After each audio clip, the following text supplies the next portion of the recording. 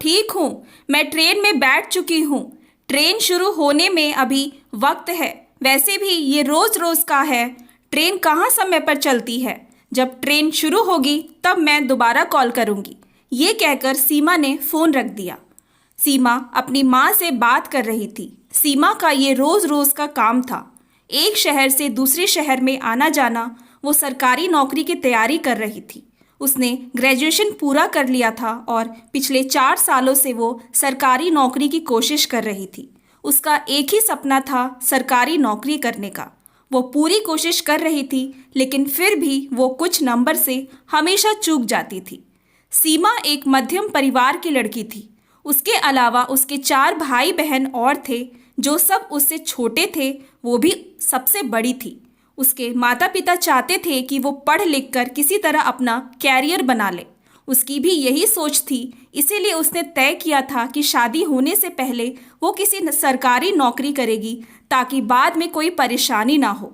वो अपने ख्यालों में खोई हुई थी। तभी यात्रीगण कृपया ध्यान दें, अजमेर से जयपुर जाने वाली रेलगाड़ी 10:10 पर रवाना होने वाली है। ये सुनकर उसका ध्यान टूटा। उसने देखा इस अनाउंसमेंट के बाद सभी यात्री अपनी अपनी सीट पर आकर बैठ गए थे। वो अपनी सीट पर ही बैठी थी। 5 मिनट बाद ट्रेन चल पड़ी। उसने फ़ोन उठाया और अपनी माँ को कॉल किया। हाँ माँ, ट्रेन शुरू हो चुकी है। मैं शाम तक जयपुर आ जाऊँगी। स्टेशन से बाहर आकर कॉल करूँगी। आप पापा को कहिएगा कि मुझे लेने आ जाएं। ठीक है, माँ ने कहा। उसने फ़ोन रख दिया। अब वो अपने आसपास देख रही थी। ट्रेन में सबसे मज़ेदार यही होता है, लोगों को देखना। अलग अलग लोग, अलग अलग भाषा, अलग अलग कपड़े, सब अपनी दुनिया में होते हैं। कोई किसी से मिलने जा रहा था तो कोई किसी से मिल के आ रहा था। कोई खुश नज़र आ रहा था तो किसी को किसी बात का गम था। सीमा अब अपनी बोगी में देख रही थी। उसकी नज़र सामने बैठे उस लड़के पे गई। वो लड़का हाथों में फ़ोन लिए कानों में हेडफोन लगा के बैठा था। शायद वो कुछ देख रहा था। सीमा की नज़र उसके फ़ोन पे गई। इसके पास तो स्मार्टफोन है, दिखने में एकदम नया और लेटेस्ट लग रहा था। वो अब अपने फ़ोन की तरफ देखने लगी, जो एक कीपैड फ़ोन था। काश मेरे पास भी उसकी तरह एक स्मार्टफोन होता तो ये 4-5 घंटे जल्दी से निकल जाते, वो सोच रही थी। वो अब उस सामने बैठे लड़के के फ़ोन में देखने की कोशिश कर रही थी, ये जानते हुए कि किसी के फ़ोन में इस तरह से ताक झाँक करना गलत बात है। उसने देखा वो लड़का कोई फिल्म देख रहा था। चूँकि उस लड़के ने अपने कानों में हेडफोन लगा रखा था, इसीलिए बाहर कोई आवाज़ नहीं आ रही थी।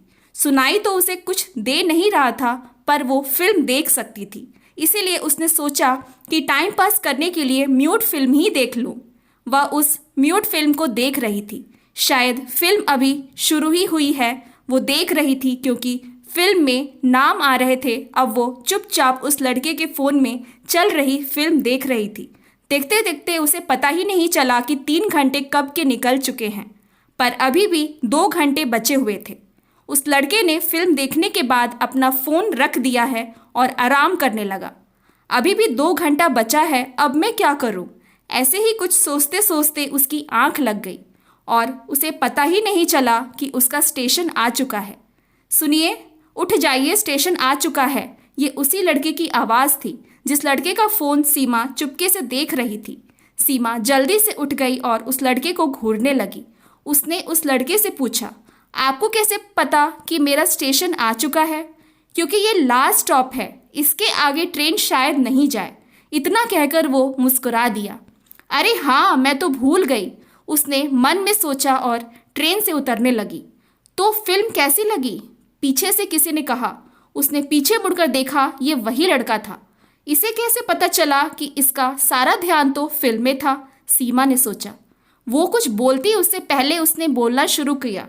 आप जब मेरे फ़ोन में देख रही थी तभी मैं समझ गया था कि आप फिल्म देखना चाहती हैं।